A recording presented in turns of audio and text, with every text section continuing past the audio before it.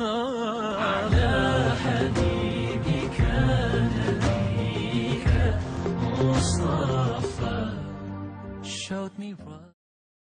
اسمه مجمع التواريخ. Ахмат Ясави Мухаммад Ханафидин урпағы емес. Бұл турасында Орта Азиядағы сайттер ұйымының комиссия басшысы доктор Саид Абдуразақ пайғамбарымыздың түзден-түз урпағы таасирді имамдардың бірі Саид Ибрахим Султан Малик Зарбағыштың қабырын зиярат қылу учурунда билдирди. Алы буга далил катары мындан 650 жыл мурда жазылган Сайфаддин Аксикендинин Мажму ат-Таварих китебиндеги маалыматты келтирди. Анда Ахмат Ясави Султан Ибрахим Зарбағыштың уулдарынан экендиги так көрсөтүлгөн. Султан Малик Зарбағыш. Султан Малик Зарбағыш هذا قبره. سلطان ملك زربخش قبر در فرغانة، يعني قبره در فرغانة در بلدة كاسان. إمام وولده إمام علي زربخش. اكتب الاسبوع علي زربخش ينا أحمد خوجة يسوي.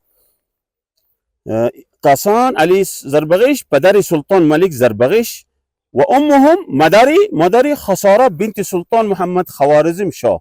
عمر 50 سال خلافتی بس 2 سال قبری در کاسان. من شتا اكتا قبره سلطان ملك زربغش إبراهيم بلسه علي زربخش. 2 سال قبری در کاسان در بهلوی امام إبراهيم سلطانی ملك زربخش. سید محمد پدری امام علی زربخش، مادری دختری تغداری خان کاسان را بو تغداری خان داده به شیرکند. بو چمکند. سید ابراهیم پدر سید احمد مدفونی به چرکند. سید تقی بو سید احمد بلاسی احمد خوجی است. بو احمد خوجی است. چمکنگا بارده چمکندا ترکستانگا بار نشسته. بو احمد نشسته ازگان. نمیچه آدم اتده محمد حنفی اولاده. محمد حنفی آنا طرفتن تغاسه بو، لكن ددسه ابراهيم زربغش بو ددسه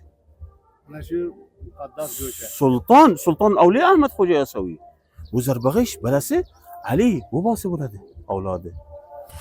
هذا هو التاريخ القديم. 1200 سنة خرج الامام علي الهادي ارسل ابنه الكبير السيد محمد ابراهيم الى هذه المنطقة ليؤسس مملكة اسمها مملكة زربخش، وابنه اللي بعده علي زربخش، واخوه احمد خوجة يسوي جد السيد منور الذي قبره في تركستان في يسا تركستان. ارسله من هنا الى طاشكند الى چمكند الى يسا تركستان. Айта кетсек, Султан Саид Ибрахим Зарбағыш Хусейн Разиялу ханхунун 8-чи небереси, 11-чи имам Анаки Ал-Хадийнин чоң уулу болгон. Үй бүлөдөгү аты Саид Мухаммад Ибрахим Ал-Хасқари. Тарихи маалыматтарда Султан Саид Ибрахим Малик Зарбағыш Косон шаарынын эмири болгон. Алы баскынчы кара кытайларга каршы согушта жеңишке жеткен жалгыз султан катары таанылган. Монгол империясынын негиздөөчүсү Чыңгыз хандагы Султан Малик Зарбағышка чоң урмат көрсөтүп, анын аймагына кол салган эмес. Султан Саид Ибрахим Малик Зарбағыш 1136 жылы ааламдан өткөн. Ошондо Чыңгыз хан ага эң чоң күмбөз тургузууга буйрук берген. Биздин доорго чейин жетип келген Султан Саид Ибрахим Зарбағыштын күмбөзү бийиктиги 18 метрге жетип, чындыгында эң чоң күмбөз болгон. Бул сүрөт 1968 жылы тартылып алынган. Бирок алы Совет бийлигинин динге каршы аракеттеринде талкаланып, ага тийиштүү баалы буюмдар ташылып кеткен. ومع الأسف أن كل ما كتب من يوم ارتفع السيف وأنزل القرآن في مجابهة علي بن أبي طالب رضي الله عنه، من هنا زيف التاريخ. فأي شيء عندك الآن والله لو أعطيت لأنسفه نسفا، لأنه غير صحيح. كل ما قيل، كل ما كتب، كل ما كذا، تأتي دولة وتلعن أختها والثانية تلعن كذا ولا كذا ونحن نسجل وهكذا. اللهم صل على سيدنا